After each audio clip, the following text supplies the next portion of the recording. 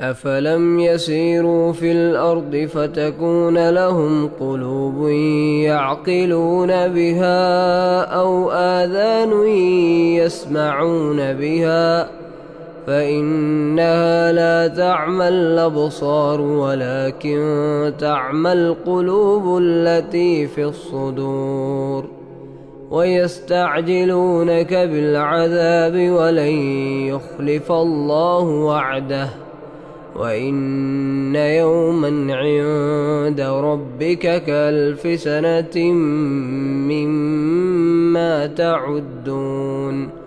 وكأي من قرية أمليت لها وهي ظالمة ثم أخذتها وإلي المصير. قل يا أيها الناس إنما أنا لكم نذير مبين.